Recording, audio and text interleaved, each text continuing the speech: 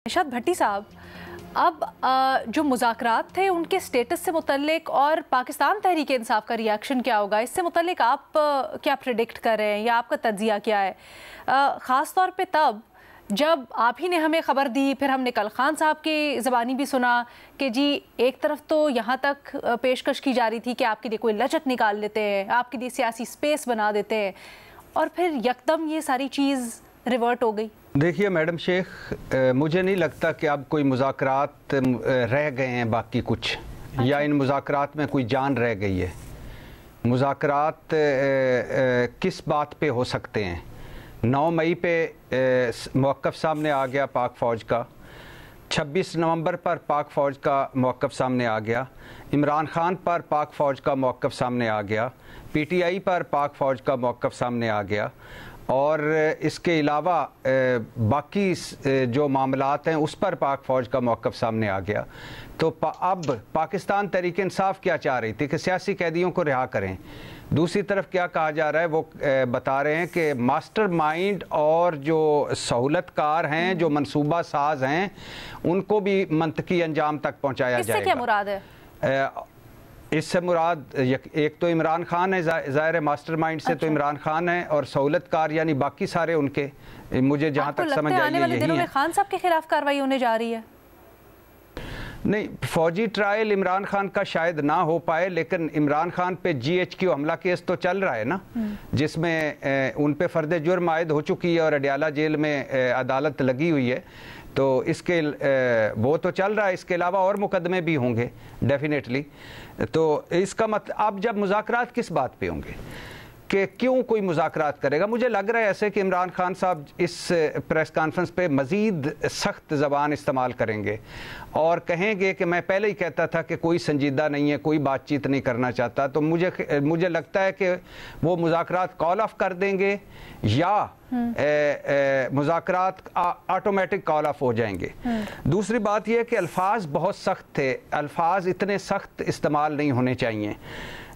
और 9 मई हो, फ़ौज के ख़िलाफ़ झूठा बयानिया कोई हो, फ़ौज के ख़िलाफ़ झूठा प्रोपेगेंडा हो, इसमें ये ज़हन में रखना चाहिए कि पूरी पाकिस्तान तहरीक इंसाफ का इससे कोई लेना देना नहीं है। पाकिस्तान तहरीक इंसाफ मुल्क की मकबूल तरीन पार्टी है, सबसे बड़ी पार्टी है। आप किसी भी 9 मई के मुल्ज़म को ना छोड़ें, किसी भी ऐसे जो सोशल मीडिया पर है या बाकी जहाँ पर है जो झूठा प्रोपेगेंडा करता है या जो झूठे इल्ज़ाम लगाता है, उन्हें ना छोड़ें। लेकिन जब फ़ौज तो हम सारों की है ना सर, तो लेकिन वो तो कह रहे हैं आज तो जो जुमले अदा किए गए वो ये थे कि 9 मई को एक साजिश हुई, लोगों के जहनों में सियासी मकासद के लिए जहर डाला गया। तो इससे तो लीडरशिप की तरफ ही इशारा होता है ना, और पाकिस्तान तहरीक इंसाफ का फिर किस तरह ताल्लुक ना बना?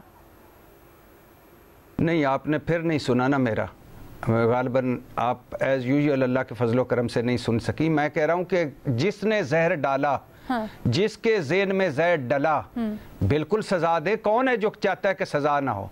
लेकिन क्या पूरी पाकिस्तान तहरीक इंसाफ उस दिन 9 मई वाले दिन बाहर निकली थी? 8,000 होंगे, 10,000 होंगे, अभी 85 सिर्फ मुल्ज़मान थे जिनको सज़ाएं हुई हैं। किसी को ना छोड़ें।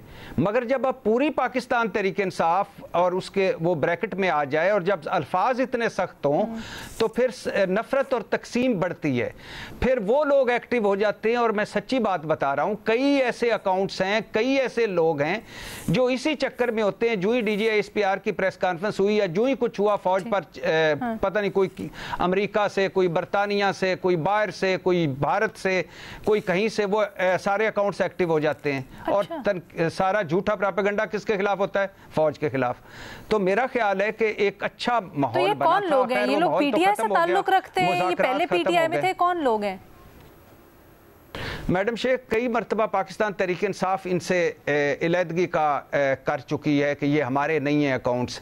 कई मरतबा जो अपने बल्कि उनके यूट्यूबर्स हैं उनसे भी वो कह चुकी है कि ये अच्छा। वैसे ही खिलाफ बयानियाँ बनाते रहते हैं। बहुत सारे कह रहे हैं, और कई ऐसे हैं जो पाकिस्तान तहरीक इंसाफ के हैं, लेकिन ज़्यादातर जो हैं वो मौके की तलाश में रहते हैं। और वो भी अपना उसमें डालते हैं, हिस्सा डालते हैं। और पाकिस्तान तहरीक इंसाफ इस पर कई मरतबा प्रेस रिलीज जारी कर चुकी है, कई मरतबा बात कर चुकी है। बट सर ये इंटरेस्टिंग है, क्योंकि अगर पार्टी के लीडरान एक चीज़ आगे बढ़ा रहे हैं या वही उनका बयान है, तो फिर जो जितने भी लोग हैं वो तो वही फॉलो करेंगे ना। बट महमल, आपको इन मुज़ाकरात का फ्यूचर क्या लगता है? क्योंकि अपेरेंटली तो कहा यही जा रहा था ना कि सियासी जो इकाइयाँ हैं उनके आपस में हो रहे हैं मुज़ाकरात, हुकूमत के पाकिस्तान तहरीक इंसाफ से। जी रीना, लेकिन उस दिन भी ये बात हुई थी कि ऐसा नहीं होगा कि इस्टेब्लिशमेंट जो है उनकी रजामंदी ना हो इन मुज़ाकरात पे, कि गवर्नमेंट ने अगर ये इनिशिएटिव लिया तो इसी वजह से हो रही होगी। लेकिन एक चीज़ आपको याद होगा कि उस दिन जो बात हुई थी, इधर ही डिस्कशन हो रही थी कि 9 मई के ऊपर PTI को अपना ये जो फॉल्स फ्लैग वाला जो बयानिया है इससे पीछे हटना पड़ेगा मुज़ाकरात के लिए। लेकिन हमने देखा कि ऐसा तो नहीं हुआ। अब एक ऐसी उस दिन को फॉल्स फ्लैग कहना, यानी कि यही कि फौज ने खुद अपने ऊपर इस तरह से हमले करवाए को PTI के खिलाफ वाली चीज़, तो वो भी सही तो नहीं है। तो ये भी एक जो चीज़ है उससे उनको वो पीछे नहीं हटे और अभी भी उसको वही कह रहे हैं। तो आज आपने देखा कि उसके भी जवाब दिए गए हैं कि जो सजाओं के बारे में। लेकिन अलीना देखें, 9 मई के अंदर 2-3 चीज़ें ज़रूर हैं। एक तो ये कि बिल्कुल जो लोग इसके मास्टरमाइंड हों या जो इसमें मुलव्विस थे उनको सजाएं होनी चाहिए, लेकिन प्रॉपर फेयर ट्रायल के बाद, एविडेंस के बाद होनी चाहिए। दूसरी चीज़ जो हमने 9 मई के बाद देखी थी, जिसने मुझे लगता है कि रियासत का बयानिया कमज़ोर किया, वो ये था कि जिस तरीके से एक डिस्प्रोपोर्शनेट रिस्पॉन्स आया उस जमात के खिलाफ, बजाय इसके कि फोकस ये होता कि सारा एविडेंस कलेक्ट करके अदालतों में जमा कराया जाता और जो लोग रिस्पॉन्सिबल थे या जो लोग वहां पर थे उनको सजा दी जाती। जिस तरीके से प्रेस कॉन्फ्रेंसेस कराई गई, जो लोग थे भी उधर, अच्छा उनको भी माफी दे दी गई क्योंकि उन्होंने प्रेस कॉन्फ्रेंस करके लाताल्लुकी का जमात से इजहार कर दिया है, इस तरह की चीजें। और फिर उसके बाद मिलिट्री कोर्ट्स पे, तो जैसा मैंने पहले भी बात की, अगर ये सिविलियन कोर्ट्स के अंदर ट्रायल होते, ओपन होते, तो उस पर जो है सवाल इस तरीके से ना उठते। तो ये कुछ चीजें जो हैं ये बहरहाल 9 मई से रिलेटेड हैं। लेकिन अलीना ये भी आप देखें, जो आज अफगानिस्तान के ऊपर और दहशतगर्दी के ऊपर भी जवाब दिए गए, वो खान साहब की कुछ 2-3 ट्वीट्स भी इससे रिलेटेड थे। जिस तरह उन्होंने एक ट्वीट की थी कि पिछले 2 साल में इतनी दहशतगर्दी की बढ़ी, हालांकि अब तो हमारे मुखालिफ हुकूमत भी नहीं है उधर, वजह क्या है। फिर उन्होंने पारा चिनार की भी बात की, उन्होंने हमारी इंटेलिजेंस एजेंसीज के भी फेलियर की बात की, फिर अफगानिस्तान के अंदर जो ये एयर स्ट्राइक्स की भी उन्होंने बात की। तो ये जो आज जवाब मिलेगा, आप देखें कि ऑन द रिकॉर्ड फौज के तर्जुमान का आना विदाउट एनी इवेंट, कोई इवेंट तो ऐसा नहीं हुआ कि जिसके ऊपर इस तरह की प्रेस कॉन्फ्रेंस की जाए।